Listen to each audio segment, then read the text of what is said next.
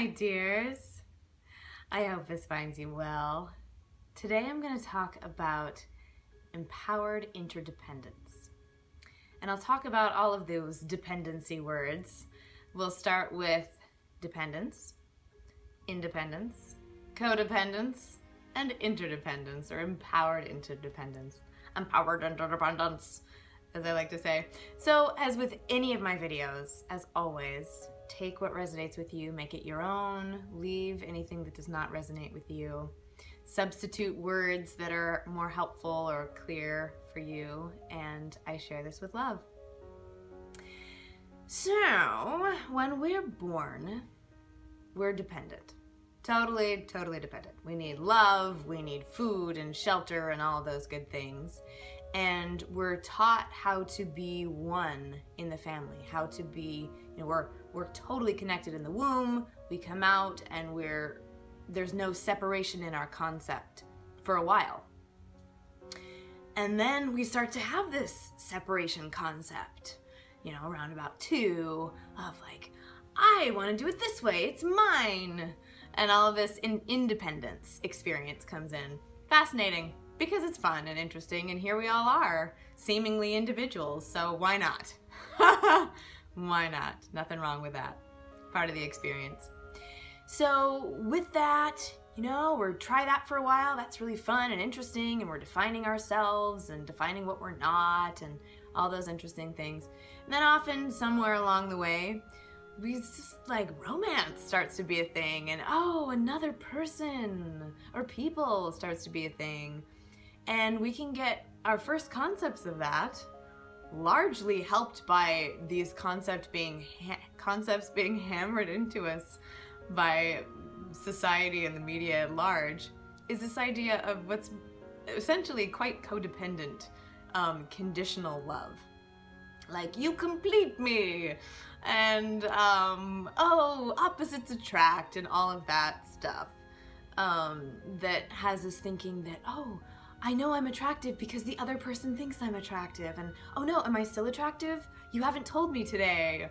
Or, well, you're good at math, so you can do all the finances, and I'm good at this, so I'll be the one who has emotions for both of us. Or any of those interesting ways that we try and make ourselves needed. Because it feels really good. It seems like it's a great thing to be needed. Oh, I'm special, I'm important, I'm needed. And I need them. Wow, okay, well this must be love. Sure, it is to the capacity that we're able to experience it. Great, absolutely. Nothing wrong with that, it's all divine. But it's got pain attached to it because of that word attached. Yeah, anytime we're needing somebody else to be our source, then we create expectations and attachment and all of these things that inherently will create disappointment and pain, and if we're really into it, suffering.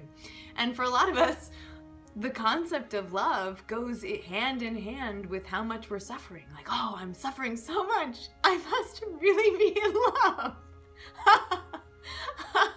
I mean, think about that for a sec. It's kind of funny. I've certainly been there. Whew. I give so much to you. I sacrifice so much. This is how I show you how much I love you. Well, that's all fine too. We can stay there for as long as we like. But it can be really helpful to look at, all right, if this is a pattern of pain, you have elected the way of pain, then perhaps I want to change that. And a really helpful way to do that is to look at, well, what am I getting out of this? Because there's always something. And it's a low vibrational form of something that we'd actually love to experience. So, for example, one of my great ones is, if I am the one who helps other people, I'm a better person. Yep.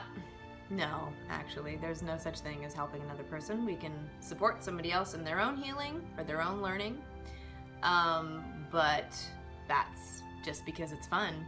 It's not because they need us or they need fixing. Let that one sink in for a while. Nobody needs fixing. Wow. We can change, we can choose to change, and that's cool. But it's not better or worse, it's just different. Just choices. These again, all these are concepts that are helpful to me. Take them if they're helpful, leave them if they're not. Feel free to share insights that are helpful to you. All right, so I'm not gonna leave you in codependence, don't worry. We can look at our patterns, we can see, oh, okay, what am I getting out of this? I'm getting this false sense that I am a better person. Well, if I feel like I need to prove that I'm a better person, then some part of me thinks that I'm not good enough. So let me work on that part. And then I don't need to prove that I'm good enough. And then there's no need to be in this relationship or to be in this pattern. Maybe the relationship can stay and that's awesome and we'll just shift a pattern. There's no need for me to be in this pattern where I think that I'm the one who can help you or give you what you need in any way, or that you're the one who can help me or give me what I need in any way. And as we were working through all those wonderful things, it's really helpful to me to have a spiritual practice with that. But whatever practices resonate with you.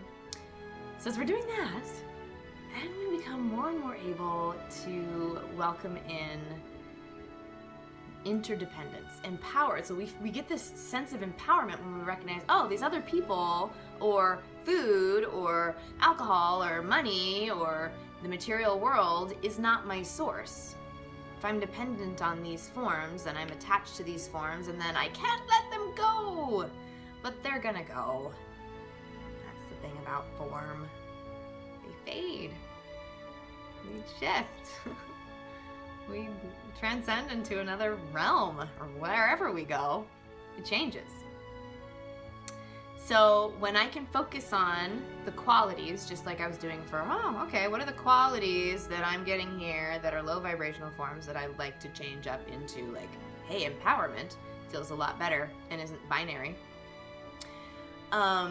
Then, okay, the qualities. Well, there's some qualities that it's really fun to share with these people or with these forms. So if I just focus on, thank you, yay, I'm cultivating these qualities in myself. I'm recognizing with gratitude and joy these qualities that are in my relationships, that are in my world, my home.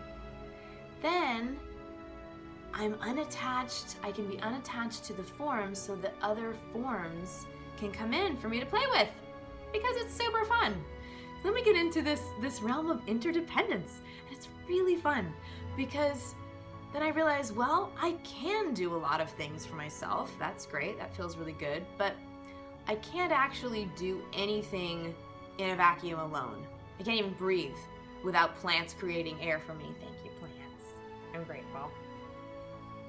So then when I realize I am not the independent of everybody, my way, then I can love and honor the uniqueness in everybody, myself included with that. Some people, it's like, oh, I honor your uniqueness and I'm this little, like, no, that doesn't work. And then we can say, oh, great, well, gee, you're really good at making furniture. Why don't I let you do that? And I'll just pay you. And then thank you, money loves to go pay for something that's done with love. So then I will, on this furniture or on this pillow that I'm sitting on, I will create this video, which is something that I can do in a way that nobody else is gonna do it. Yay. And my iPhone, I didn't have to invent that. That got to be here, so that I can do this video. And in relationships, we can go, wow, it's so fun that you're good at that thing and you've already cultivated the expertise for that. That's really neat. And now that I know that I would be capable of that, and I might want to learn how, and I can let you do that and that accounting, and I will do this part of it. And when I do that in a way, having experienced the independence of knowing how to do my own accounting, then I don't have this fear of like, oh no, I need you. What am I going to do if I can't have you do my accounting? It's like, well, I can learn that. Or if it's something like an iPhone that I'm probably not going to create, then I go like, well, if the iPhone doesn't exist anymore, I can have another phone. It'd be okay. And maybe there would be some things that I would love about that differently. So again, it's just that detachment from form and that empowerment, having gone through all these other stages, that then I can bring in this divine partnership that's interdependent as well in my relationships, in work, in love, where I'm already fueling myself through my connection with Source, through my recognition of all these beautiful gifts that are around to play with, that I'm just a fountain for joy and creativity and sharing and learning. And then I meet my person and we can share together and we can amplify each other, like my song Binary Stars, not because it's a need, but because it's really fun. So all this is just, to me, it's so interesting that we're here in these forms so that we get to play with other people. So that I get to say, yeah, you do that comedy show. I'm going to go laugh with you tonight. Yeah, you do that math tutoring because I would like to learn more math or whatever it is. Yeah. And then it's like it's free from this binary. It becomes more of a collective experience that we get to play with together, and it's a whole lot of fun. And then magic can happen when I allow the forms to shift as they will, or when I allow that I don't need it to be a certain way, then it can be totally swept off my feet by the universe surprising me in all these beautiful ways. So hopefully that's helpful to you. Much love to you.